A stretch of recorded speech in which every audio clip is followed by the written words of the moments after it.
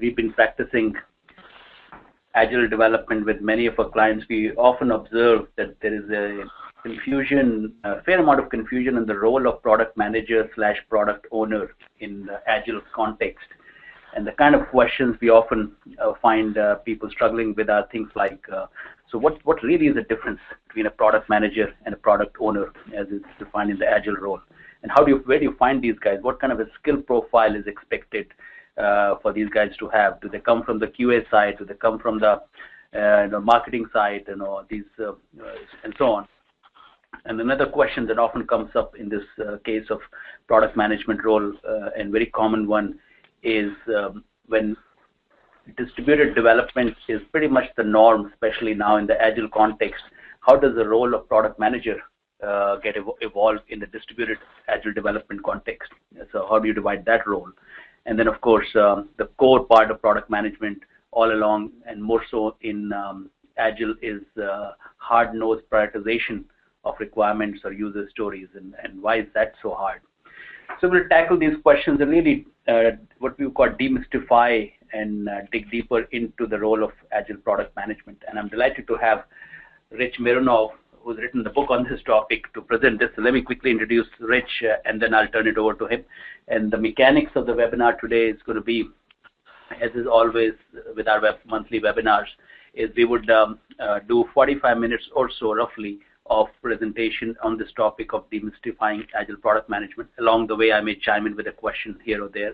And you guys should feel free to send your questions. If there's something that is not clear, or you want to ask a follow-up, just type that in, and I'll make a decision whether that question should be taken along the flow or should we wait till the end.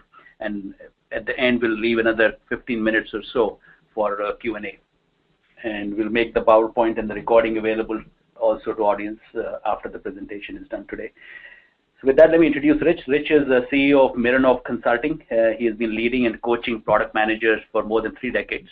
He is a serial entrepreneur, real practitioner, and played the role of CEO or VP product, VP marketing at a number of startups, and often finds himself parachuting into software companies and acting as VP of product. So he really is a practitioner. I'm glad that we have him to speak on this topic. He founded the first product camp and chaired the first product manager and product owner track at the Agile Alliance's annual conference, which is the biggest Agile conference. And he is author of the book, The Art of Product Management, and the long-running Product Bytes blog. So with that, let me turn it over to Rich. Rich, over to you. Thanks so much. Welcome, everybody. Looks like a lot of folks on the webinar. I'd go through just a very brief agenda and then maybe some level setting, because I've had some folks who wanted to put this in the right context. So I really wanted to pick up 3 of the questions that we get all the time. What's a product manager? What's a product owner? Why are we fussing with titles? Shouldn't this just be about getting the work done? So trying to dissect that a little bit, dissect a little bit, and figure out what the useful information is about what people do. A little bit of discussion about how we find and grow people with product skills, or how we train them up, because I think that's an important part of this mix. And then, as we said, a lot of questions about the distributed model. So my headquarters is in San Francisco, but my development team is in Bangalore. How do I manage this product owner, product manager problem? So that's our 3 points for the morning. I'd also like to do a couple of sets of level sets. First of all, I'm very much focused on the problem of commercial software, or software for revenue. I think what we'll see is a lot of this discussion is less urgent and less important if what you're building is internally consumed software, if it's IT, if the end users of your software are within your corporate boundaries. So this is going to have a lot to do with how markets accept products and how that's important.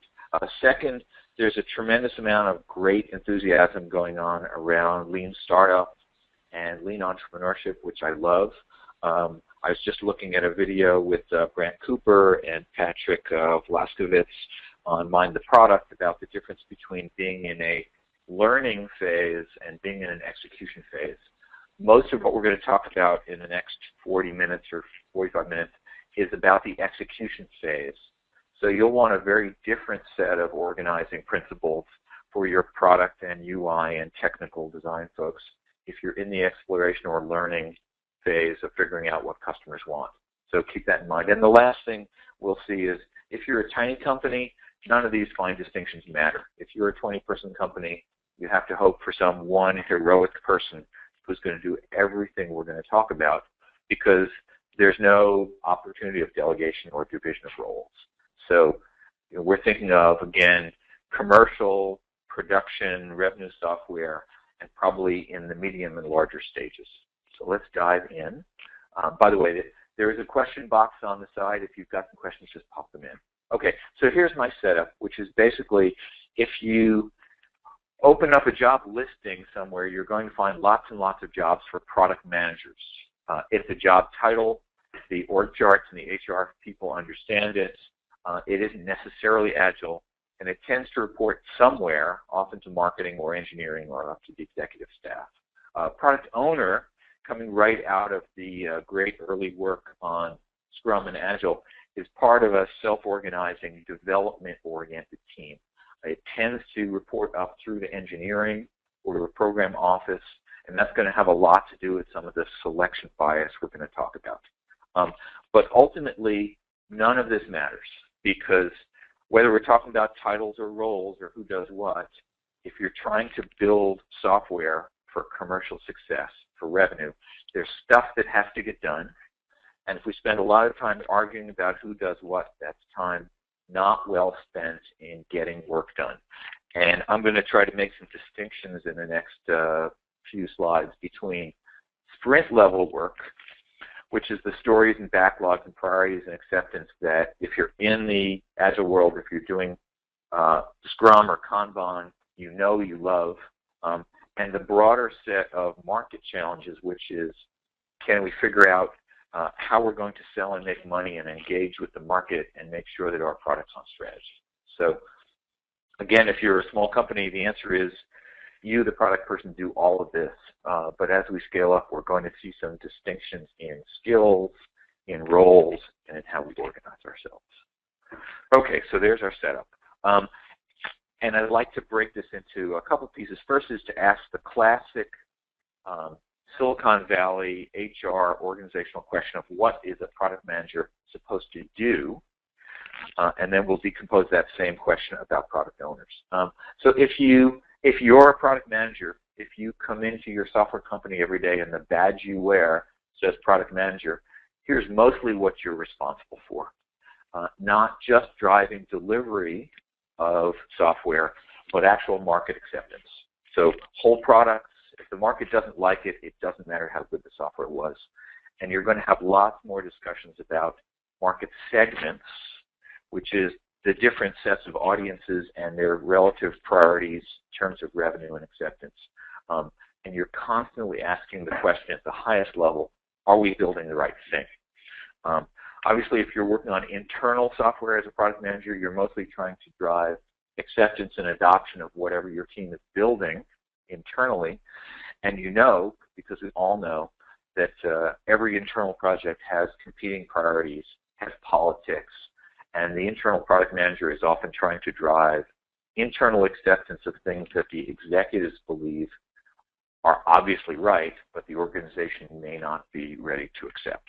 Okay, so putting that into a little more graphic model, and for those of you who've seen this before, I apologize, I use this everywhere. I would put the product management function, or the people carrying that title, as serving three different sets of audiences or stakeholders. And it's important, first of all, this isn't a hierarchy with product management at the top. This is really a product management at the bottom hierarchy. But in any case, there's three distinct sets of stakeholders and inputs and outputs. So the one we think of first, particularly for product owners, is on the development side. And there's a long list of things we might provide to the development team in an effort to get out the software we're looking for. And I've included a few things here, but take your pick. Roadmaps and user stories and personas and priorities and requirements. These come in all varieties and shapes and sizes, often fitting the specific situation, but they're all wrapped up in the idea that we're trying to help our development brethren bring out the software which is as close to our collective vision as we can. And the product owner role is heavily focused here, as we'll see. The return code, the thing we get back from development, often we'd like to think of it as product, but it's not. It's the technical product bits. It's the software and the manuals and the testing and the installation, but it doesn't include a lot of the things which are absolutely necessary for commercial products to succeed, as we'll see in a sec. So then we turn to the right here, to our next group, and what we know we need, that marketing and salespeople cry for all the time, is a different set of deliverables, including things like segmentation and messaging, feature benefits, pricing. Just to pick on a couple of those, segmentation is critical for our sales force because otherwise they don't know who the product's for and they waste their time selling to the wrong people or the people we think are wrong. Certainly pricing is an absolute requirement. It's often make or break for a product independent of how good the software is. We've all seen a great product come to market and fail on the pricing side. Qualifications, demos, etc. Notice none of these are identical to the technical requirements we provide to development, but they're necessary to sell. And of course, what we get back from sales and marketing, what they politely call feedback or input. Generally, it's a slap to the head and phrases like, "What were you thinking?" But in any case, we know that our sales and marketing people filter back some of what they hear from our end customers, but we also know they have tremendous selection biases. Sales reps are famous for only remembering the last meeting they were in. Marketing people are famous for wanting the short 3 bullets with 8 words each positioning and not the details of the product. So it's required as a product manager that you reach over the top of sales and marketing to talk with your real customers, your real prospects, win-loss analysis with people who didn't buy your product, rubbing elbows with the real users almost every day. Maybe every day is not possible, but 3-4 times a week. And then finally, for our third set of stakeholders, the executives, they in fact want a completely different third set of activities here. What executives really care about, those of you who are executives, I think you'll agree, are the long-term strategies. So tell me what next year's revenue is going to look like. How are we going to pick up another segment? What's the competition doing? And these are generally in units of quarters or maybe years because there's not much executives can do in the very short term to move the plan. And so as product managers, we're doing the strategic looking out of where we're going. And in almost every case, we're presenting proposals or business plans to build more product than our engineering team can deliver. And so we're asking for more resources. If we just had 2 more engineering teams, we could take another $20 million segment on. And so what we get back from executives is, on a good day, budgets and staffs and targets for the proposals we've made. And by the way, those budgets and staffs are not for product management, they're for development. So here we are representing, we're shilling for development in order to grow that team. And the targets that come back, of course, are the targets that were in our business model as the claimed goals for that activity. So you can see this is a sort of 3-cycle activity map here. And what's really interesting about it is there's nearly no one who can walk into a product management job this way and bring skills from all 3 of those areas. We're almost always bringing somebody in who has strong development skills and experience or who comes out of technical marketing. But it's rare to find somebody who can navigate all 3 of those sets of relationships initially. A lot of mentoring, a lot of training. Okay, catching my breath. So that's the product management map. Now, we could have drawn this map, and I have drawn this map, 20 years ago, long before the Agile Manifesto, long before we talked about Lean Startup, back in the bad old days. And it would have looked the same. And the challenge we face and the the hand-wringing I see almost every week is as follows. When we turn this into an agile model, we dramatically increase the amount of work and the amount of input and the amount of goodness that has to flow between product management and development, because we used to have the model that said, write a marketing requirements document in January, throw it over the wall, come back in October and hope you got something good. And clearly, the Agile Scrum model means that we are doing hand-to-hand with stories and acceptance every single day in a much more intense model than we used to have. So I think of this as feeding the Agile beast. Here, you're seeing somebody who, back in the old days of the steam engine, was known as the fireman. So that's the person who stands in the mountain of coal directly behind the steam engine and shovels coal all day in order to keep the train moving. And it's critical because if you stop shoveling, the train stops. And what I see happening to lots and lots of classically trained product managers is that when we put them into an agile context, they get so much love and attention from development, and they're so pulled in to the need to be an agile product owner that they spend nearly all their time working on the stories and working on the acceptance and working on the backlog, and they begin to neglect the other parts of the picture we drew. And it's inevitable, because if we've added 40, 50, 60% to the workload and we've done it on the development side, we're all going to lean that way. So that sets us up for the problem of classically organized product management is harder to work in the Agile world, but it's still critical for success of commercial profits. Okay, so now let's flip this on our head. What you're saying, Rich, here, if a company was running a traditional model and they had two product managers for whatever size of development team they had, and they transitioned to an Agile, are you saying that they would need additional capacity given of product management? So meaning using these ratios, maybe 3 product managers of 3 people in product management. Absolutely. And honestly, that's a hard case to make, because having run product management groups, the deliverables for product management are pretty non-quantitative. Sometimes they're suspect. And to go to the CEO or the division GM and say, I need 2 more product managers because we're going Agile, often doesn't get a good reception. And so often what we end up doing is we specify those additional people as product owners, both because that's where we need the help and because that's an easier hire. And we'll see exactly some of those issues come up. I've struggled for years trying to figure out how to quantify how much product management you need. And because it's really an interstitial middle management kind of role, it's pretty hard to stick numbers on it. But I think we'll come back and we'll try to do some estimation. Okay. Good.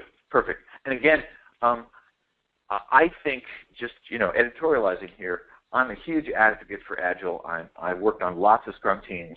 It's clear to me that better processes get better products built faster with happier customers and more revenue. It's just that a fair amount of that burden falls not just on the development team, not just on the Scrum team, but on the product management side, where we now have to make some distinctions that were not made before. Okay, so let's flip the coin and ask the product owner question, and pick up any of the product owner books, and here's what you'll read, right? That the product owner represents the customer's interests, backlog prioritization, requirements, questions. You'll see the list of Scrum or Kanban activities, writing stories, reviewing stories, prioritizing backlogs, accepting work, and making sure that things are in value order. Here we're feeding the hungry Agile beast. What's great about this is finally we're putting some more horsepower against the problem of week by week building the right thing. So it's really this intense sprint level focus. Even more important, finally, we have development teams that appreciate what this work is. So in the old model, product management was always viewed as folks we don't really know or care about. They don't help us so much.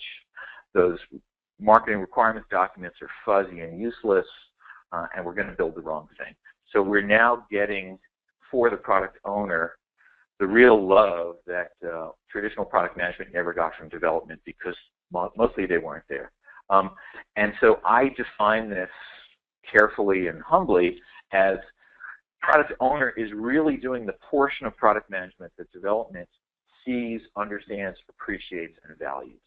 It's a capturing of nearly 100% of a product manager or some similar person to do the product owner role, often to the exclusion of the other things we're going to see. And this is a great reason. By the way, I'm happy about this because what it means is we're finally putting someone face-to-face with our Scrum teams, with our development teams, such that we're building more of the right stuff. Less waste, more velocity, more value built. Most of the Agile models won't work without strong product ownership.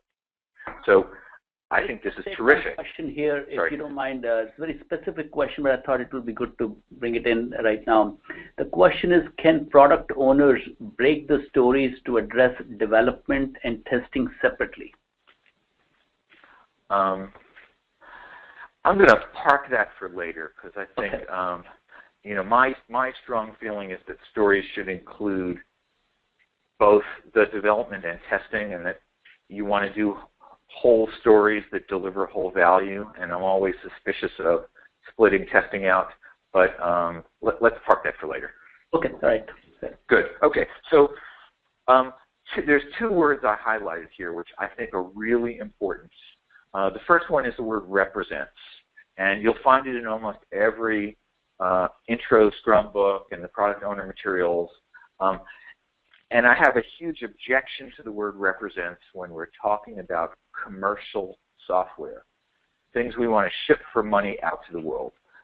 If I'm doing internal projects, if I'm heading up as product owner some work for the finance team that needs better reporting, it's obviously true that the finance team can nominate one or two people who represent the needs of finance and can look at the software or the reports we're building and decide what good looks like and what they want.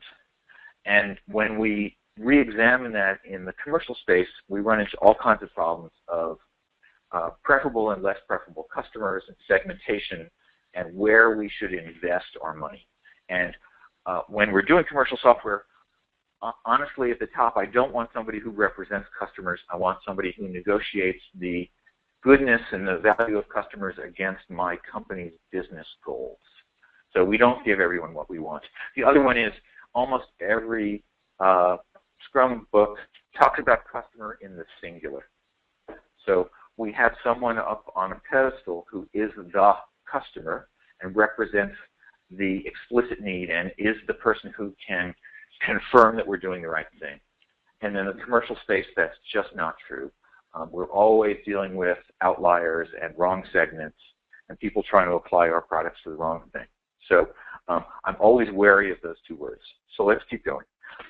If I draw my chart from before, clearly the product owner is going to spend a tremendously larger amount of time, I would say twice as much as the traditional product manager, in the core work of product owner with development. And you see them all here. And again, what we get back are the portions of the product that represent the technical output. The other thing that the product owner does, again, if you open up the classic books, is they're running showcases. They're bringing in the core key customers every week or two, showing them progress, and getting the head nod that those showcase customers like or understand or approve of what we're doing. And they're doing course corrections based on those core customers. Again, in the internal IT sense, I think this is exactly right. As soon as we go commercial, though, the problem that we have is that the two customers on the planet who are sufficiently committed to showing up for these showcases every 2 weeks are, in fact, not at all representative. They already love us. They already understand our products. They're probably much more in tune with the technical details. They're willing to skate over some of the hard startup issues. They're not average. And if we let ourselves be led around by our showcase customers only, then we end up in a custom development cycle where we're building for our best customers instead of our average customers. So something to watch out for. Okay, so let's keep going. I borrowed this years ago from Catherine Connor at Rally. This was a picture of her calendar when she was a product owner in the early days at Rally. What's important here is the only times that are not occupied by specific product owner tasks are the white ones. It's really hard to get out of the building. If you're working on B2B products that need you to be face-to-face with important customers, pretty hard to do. And it's easy to fall into the model of feeding the agile beast and thinking you know what the market wants. So let's keep going. All right. Another way to think of this, and I borrowed this from Greg Cohen, by the way, is to think about which levers different folks have, right? And when we read the product owner books, and we should, what we mostly focus on are product features, how should they work, and the order of delivery of how we're going to sequence those things. When we look at the product manager set of tasks, in fact, we get a superset of that, because now we should be, not always, but should be worried about pricing and competition and distribution and services and all of the things which make the broader whole product saleable and successful. Okay, so really important, because not that someone who wears a product owner badge can't do this or doesn't do this. It's that in general what I see is we don't ask them to, we don't measure them on it, we don't train them up for it, we don't value it, and when we put them in the box, the smaller, intense, scrum-facing product owner box, we often leave the bigger box unfilled, and we end up with great software that doesn't sell. Right? So again, trying not to get stuck on the title issue as much as the expectations and the skills we bring to the party. So, Rich, is it still fair to characterize what historically people have felt in software product business, that in this case, product manager is primarily an external-facing, meaning customer-facing kind of a role, and product owner is a primarily internal-facing, meaning development-facing kind of a role? Yeah, that's a useful thing. If I go back to the folks at Pragmatic who designed some interesting role descriptions back, I don't know, must be 20 years, they talked about a technical product manager who was mostly inward-facing, a product marketing-focused person who was mostly outward-facing, and a strategy or director of a product who was mostly strategy-facing. The product owner role, and we've mapped those out, actually is an even narrower set of roles and distinctions and tasks than the pragmatic technical product manager. So we've sharpened that point even further.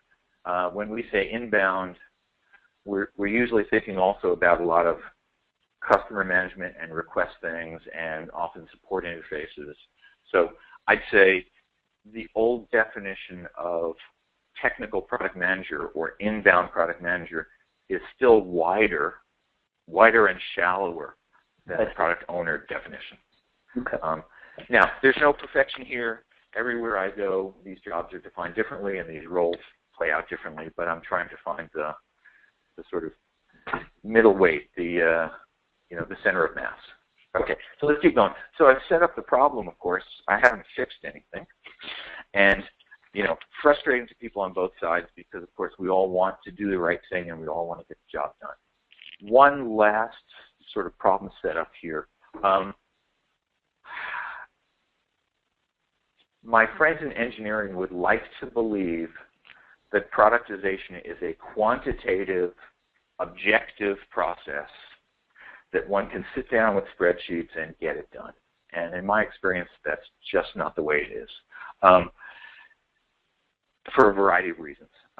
And the reasons prioritization are hard, and some of them are listed here. That's me, by the way, on the right. The first is, at least in sort of steady-state commercial products, the number of enhancement requests and demands that come in so far outstrip the ability to get things done in almost every case that you're going to discard the vast majority. Now, in Agile, of course, we don't say we discard them. We say we put them deep in the backlog, but that's just a euphemism. right? And so a lot of energy is spent explaining to people who had reasonable requests that they're not going to get those requests fulfilled. In equivalent terms, we tell them they're not in this year's roadmap, or we'll get to them when we get to them. Smart customers know what that means, right? The second is we'd like to believe that we can, for instance, predict the amount of revenue or customer satisfaction that a new feature or enhancement will make. And the answer is we're lying to ourselves. So big error bars all over the predictions we make, and we make those based on gut feel and emotion as much as we do on the science. We try our best. We also will tend to trade off the long term, trade away the long term for the short term, because short term demands are much more important. And then last, and the Apple folks, I think, among others, have taught us that design matters and curating products matter. If you do all the things customers want you to do, you end up with these bizarre, crusty products that need to be broken up, that need to be curated, that honestly work less and less over time. Anybody who's got the current version of Microsoft Office has seen 20 years of this process. They keep trying to jam more features in, and honestly, it makes the product less useful over time. And so these are really as much about people and organizations as they are about the facts. And if we take a sort of mechanistic, computational, unemotional view, the Mr. Spock version of prioritization, honestly, it doesn't work because the people matter, the customers matter, the organizations matter. Okay, so we've set up the problem nicely. Let's make sure we're going to get to some of the answers. I would describe this, and by the way, we've had a lot of transportation analogies here. We're talking about trains. So when I think about how the classic product manager fails in the Agile model, it looks like this, right? I'm part-time, I'm not engaged with the team, my stories aren't good, my backlog is lousy, I do a lot of hand-waving instead of writing good stuff, I'm pulled in too many directions, and I end up saying this thing too often. You guys are smart, go figure it out, right? And that's the essential sign of the traditional product manager failing to engage in the Agile model in sufficient quality, quantity, and energy to keep Agile moving. Okay, on the other side, because of course Agile is faster, we need a different kind of disaster here. So there's our airplane. What I see almost everywhere I go is that we pull product owners out of either technical roles or subject matter expert roles with no experience or training or hope or appreciation for what happens in the real markets. And so we end up misemphasizing or missing important connections, and we bring out products that aren't strong enough. It's folks who didn't know anybody from marketing and sales. It's people who don't understand the company strategy as well, and they're making choices that are local rather than global. And as I said, they're often confusing the 2 or 3 showcase customers with the big market. Now, this isn't a personal failure. I usually think of this as a mentoring and selection failure, because we're neither asking for these skills, nor tracking these skills, nor training for them, or trying to put people in who have them. And so it's our own problem. Finally, the market failure, and this is more, pre-Agile, but we deliver great products that don't sell. And honestly, that's everybody's failure. We stick on old plans. Everywhere I go, I see executives with the following belief. I walked through engineering, and I saw people who weren't typing, so I don't think they're working, right?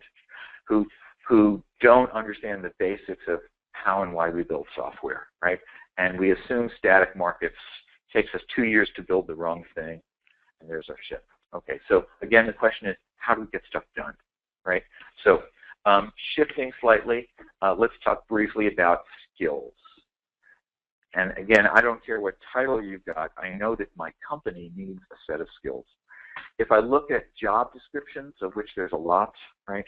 So if you unpack 50 or 100 job descriptions on, LinkedIn or someplace for what product managers are being asked to be, you'll see that Primarily, we want existing product management title experience. We want great verbal skills. We want technical skills and a fair smattering of MBAs with a lot of subject matter expertise. So notice this is a sort of MBA meets Bachelor of Computer Science balanced view of markets versus engineering, right? It's not perfect. The reason I have the picture of the unicorn here is because, in fact, very few of these people exist, and we always end up making trade-offs on the margin. But this is what everyone's advertising for. If we look at what development managers particularly want in their product owners, we see a different thing, right? We see subject matter expertise and a huge premium on writing good stories and understanding the software process, which is great. What we don't see is anyone asking for or pulling for market experience. You've got a lot of new product owners who believe in rational customers. I've not met very many of those, right? We've got hiring managers who don't understand that the blocking and tackling and keeping interruptions from the team is so important.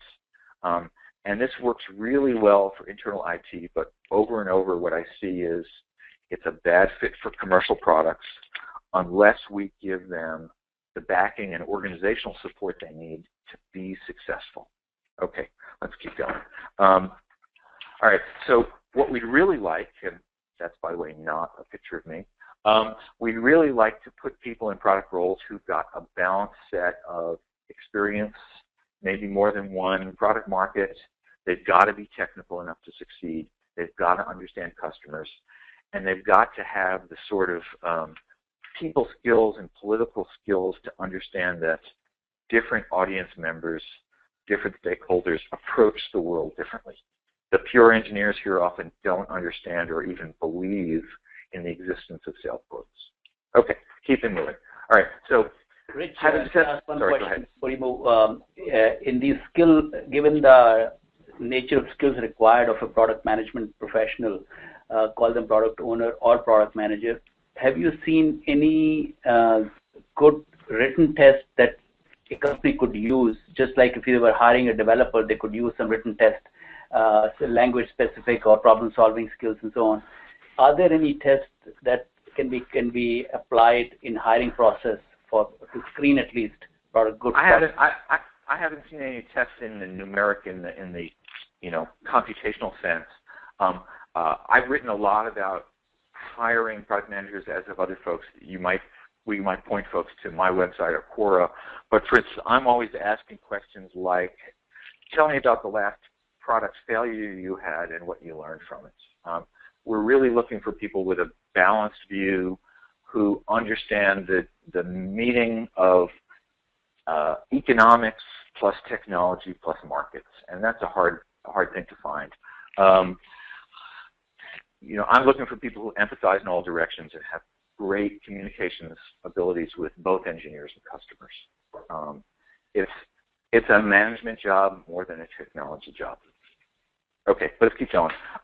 So let's talk a little bit about organizational models. So how do we get out of this mess, right? And the first thing to notice, and we know almost every development team lately is distributed. Ideally, there's a whole team somewhere, not QA in one country and architects in another country and tech docs in a third country, but certainly their development, right? They're far from wherever marketing and sales happen to be. And I tend to see the development is agile, but the selling and marketing and market validation at the end is really waterfall. So we build in an agile way, and then we throw it to the sales and marketing process to find out if it failed or succeeded. Some really good work among the lean startup and lean entrepreneurship folks to improve this, but that's what I see. And again, products are more than code. We need to be making decisions about our products. If we shift our target market, it usually means changing features and priorities right away. Okay, so what about splitting this up? I've seen some good successful models where what we do is we set up a team where product managers, as I describe them, are a little more outward-facing, a little more program or product level feature level, and the product owners are really assigned to one or two Scrum teams, and they're at the team backlog level. This requires tremendous sharing and communications. It's easy for the product managers and product owners to wander away and get the wrong thing. But at least it's a model, and I've seen it work. Okay. So here's some pictures, because we're short of pictures.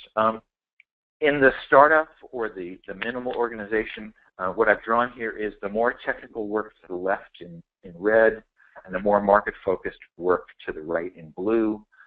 We have one person, doesn't matter what we call her, wears all the stripes, does all the jobs, and whether we call that person a product manager or product owner, the important word here is hero, because this is a burnout job.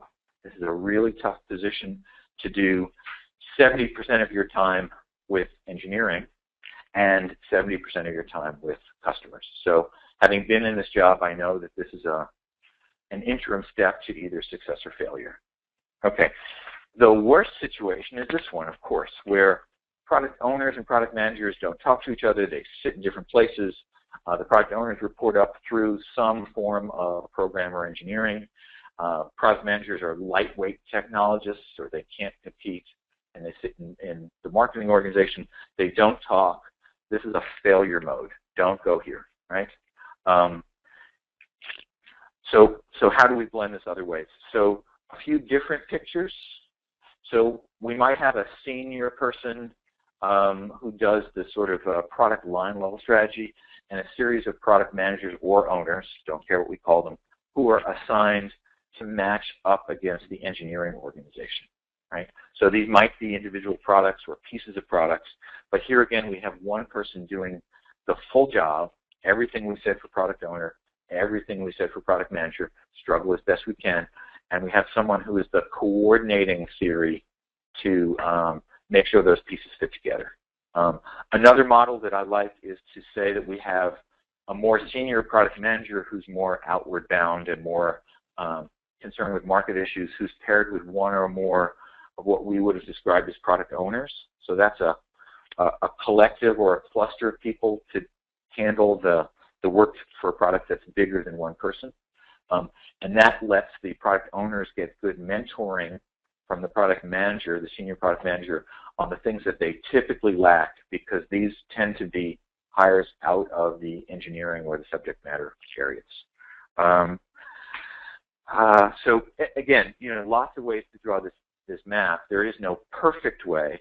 What's important is that we recognize the gaps we're going to have, and we try to fill in some of those things. Last, before we run out of time here, so a couple of clients of mine and I have spent a lot of time on delegating.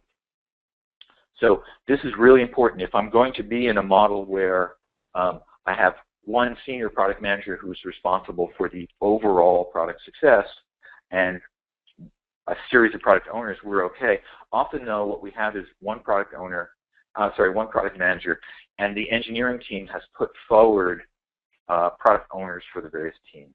And this will work in a couple of examples. I'll describe one. Client of mine out of Alameda, California, building very large virtual operating systems and virtual environments. They needed to do some major performance improvements on one of their products, which in fact had, I think, 11 Scrum teams and one product manager. And it was clear that one product manager couldn't chase all this down. And in fact, the product manager had very little of value to say other than what the performance goals were.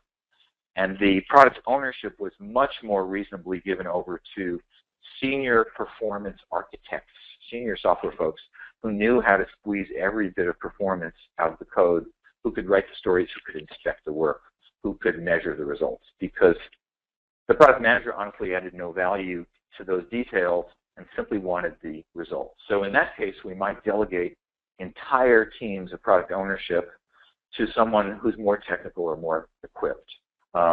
If in this case the UI was central, we might have the product owner be the product manager, and the product manager is going to review every change to the UI. In any case, regardless, this is a model where you need to plan and think and delegate and be responsive and have a working agreement. What stories is the product manager not adding value to? What are the places we're going to do that? And maybe most important for me, if it doesn't go well, the product manager owns the failure. Okay, you can delegate, but you can't delegate responsibility. So all of this needs to be in terms of I, as the product manager, may choose to delegate to non-product management product owners, but I own the bag if it comes back. So how do we thoughtfully do that? Okay, let's keep going. Some takeaways as we get to the three-quarter mark here. I claim, and I think people will probably agree, that the textbook definition of product management is a clear superset of the textbook definition of product ownership. It's not better, it's not more important, but it's clearly is larger scope, larger breadth. And what that means is if you're doing the whole product manager job, you're probably shortchanging the product ownership role. Okay, real products, successful products, need both great engineering and real market validation. They need really good economic analysis. It's easy to build products that don't make money, right? And there will always be unhappy, uncomfortable trade-offs which don't simply work off the numbers. And so someone has to be the person who makes hard decisions and owns them. Again, I don't care what your title is when you do that, but somebody's going to make those things. And then finally, when we need to split this up, product managers are probably going to be closer to customers and markets, and product owners are going to be closer to development. We know that creates gaps, so we need to build skills, organizations, and communications to keep that from being a failure mode. Okay, a lot of talking from me. I think we're going to break for a few questions.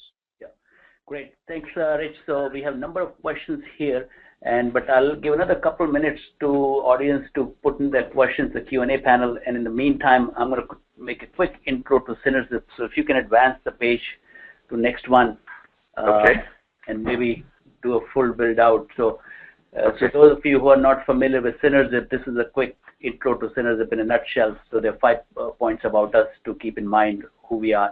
So we are a software product development partner. Emphasis is on partner, consistent with the Agile philosophy of collaboration over contracts. We are a development partner for typically small to mid-sized, fast-growing, innovative technology companies. These are usually venture-backed companies. And for each company who's our client, we put together a tailored, a very dedicated and stable team for them, which serves as an extension of the in-house engineering team. And by working with us, our clients are able to reduce the risk related to software development and delivery because we use Agile approach and tailor Agile in the context of a client. If they're very early stage, of course, you need less discipline, more market feedback and responsiveness, and other way around if you have installed base of large number of enterprise customers. And then we are able to provide significant cost advantage to our clients because we have a dual shore development center. We have a U.S. operation in Austin, Dallas, Houston, San Francisco, but also have a sizable development center in India, and we are able to put together teams and provide a 50% cost advantage for apples to apples comparison. And the last point, if we can do the last build, which is flexibility. We provide flexibility to our clients by letting them convert the team that is working for them at Synerzip whenever they feel like it into their captive operation, if they feel like it. And they don't have to, but they at least have the option. And the next page, if we get to it quickly, is just a glimpse of Synerzip clients. These are typical small to mid-sized software companies, no particular focus on technology, no particular focus on industry domain, but just typical small to mid-sized product companies that we work with. So that's about Synerzip, and let's talk now. Take on some questions that are queued up here. So if you're ready, sure, please. So let's talk a little bit first about at what the ratio or maturity of a company. At what point do you realize that in the chart that you had shown a few pages ago, Rich, that you've outgrown and need to now expand and add another product owner and not have the same person play the role of a product manager and product owner and be a hero, sure. and so on along the way. So are there any guides you can provide to teams? Yeah. So what I see, and let me start at the very smallest startups. If you have a startup of 6 or 12 people, you don't have a product manager. You have some founders who are doing this work along with everything else. If it's a software company, you probably have 8 engineers, or 8 people, including test and docs and the technical organization. 1 person doing sales and marketing, and a couple of founder execs. There's no product manager. I see a frequent failure mode when a startup gets to about 18, maybe 20 people. All of the informal communications sitting around the table start to fail. And so at that point, you really need somebody who becomes the traffic cop, who becomes the conscience of the product in the development cycle. And so the first product, whatever, I see coming in at, a company of, let's say, 20 people, because things are not working, communication's falling down, not everybody's on the same phone call. We really need a backlog and a roadmap. Beyond that, my metric, I think, is, at least on commercial software, is you really need to be planning about $1 million per year per engineer for a product. So if I have a product that's taking 10 people on the technical side to build, I better think that's going to be a $10 million product someday. And that's about the right size for 1 product person. Again, I'm probably meshing that all together. So that's someone doing all of product management, all of product marketing, 1 to 10, maybe 1 to 20 if they have 2 teams. Beyond that, they're out of control. Sometimes on bigger products, you might have, again, 5 or 11 or 32 teams working on what's really 1 product. You're probably going to have 1 product manager for each $10 to $20 million worth of revenue. And then you're going to fill in the number of product owners that correctly cover your development team. So again, if you had 7 teams and that's generating $20 million worth of revenue, well, you're probably out of business. But in any case, you'd expect a couple of product managers and maybe 3 or 4 product owners all in the same organization. So nothing perfect here. Different B2B, B2C, but that's my rule of thumb. Sounds good. Let's take another question, which is, you showed a page, talked about feature bloat. A lot of features keep getting added along the way. There's been a discussion, some people are familiar with this notion of feature refactoring constantly, just like in code. Development teams are expected to routinely refactor code. Is there a notion, or how do you think about retiring old features which are not being used, or refactoring, recombining features? Is there a role of a product owner at all? I usually, again, in the distinction, I would probably throw that to the product manager side of the house. But you want to be doing that pretty slowly, because customers take a long time often to understand their features. But, a couple of times a year, one needs to look at one's product with a clear eye and, for instance, decide if it needs to be end of life, if it's not making its numbers. Sometimes products get big, and what we need to do is split them into 2 products, because customers really do use them differently, or they have different audiences. So refactor is probably not the terminology we use. Repackage, reprice, reorganize. I'd expect you to do that maybe every couple of years on a successful B2B product, but to be thinking about it all the time. Let's take another one on is the prioritization techniques. Any advice on concrete prioritization techniques that product owners and product managers can use to force, logically force prioritization that you have seen work in real world? Sure, and there are a lot of really good techniques, lots of good books on this.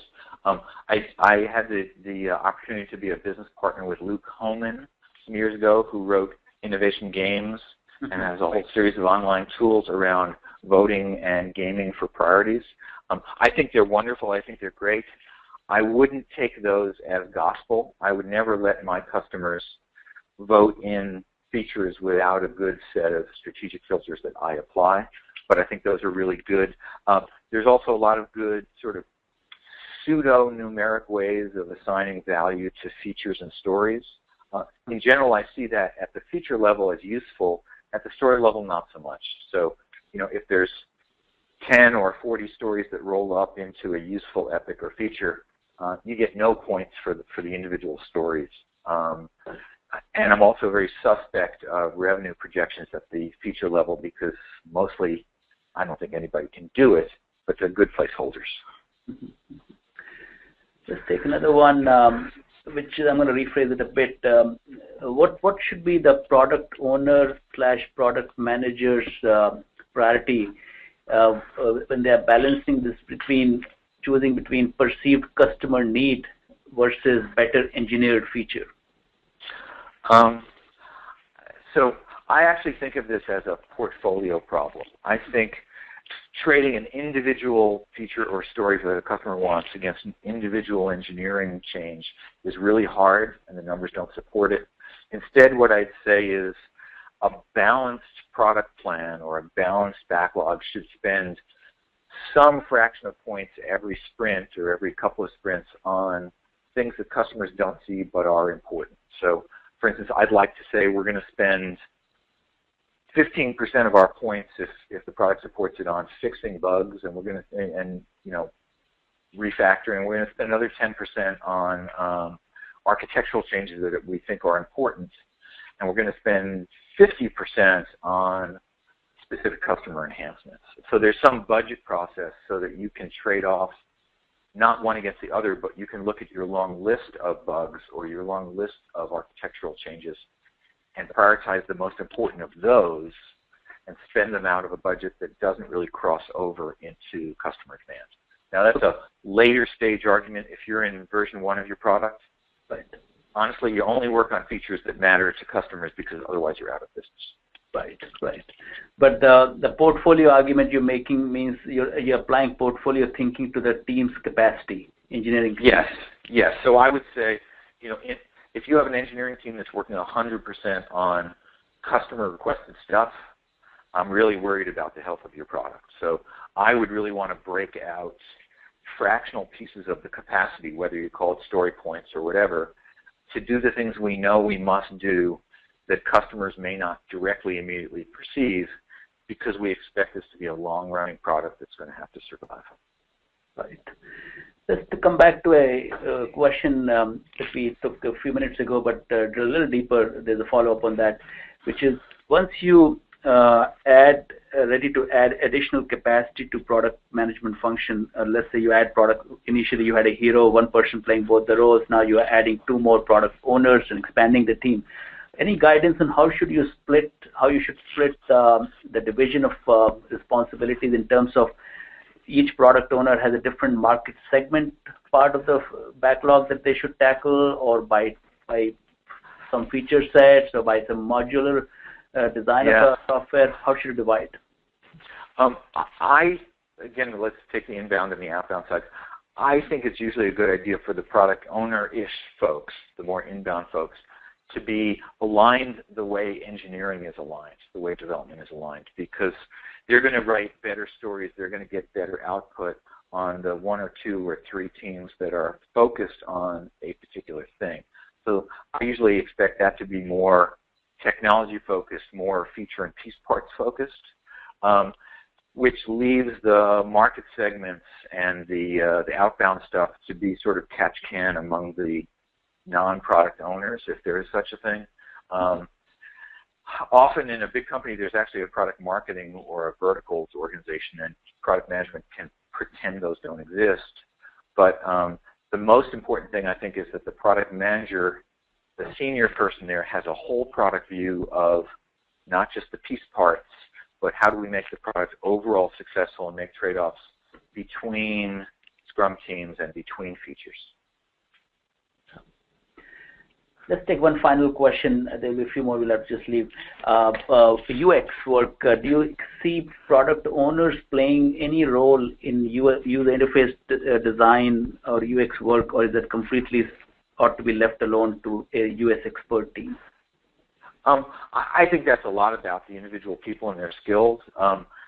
I am UX deaf, the equivalent of that. I'm lousy at UX, so I would fail without a great UX person by my side. If you're a product owner or a product manager with great UX, then maybe you don't have to hire that person, or maybe you can share. I think of it equivalently as, can you build software without a software architect? How about if my product manager plays software architect? I think we'd all see that as a failure, right? So there are enough hard skills to put in the box to be a great product owner or to be a great product manager that I don't think you can require UI UX unless maybe you're in a very UX intensive consumer application space. So I would lead toward having great UI UX talent on the team, but if you don't have it, then you make do. Well, thank you so much, Rich. I think we run into the limit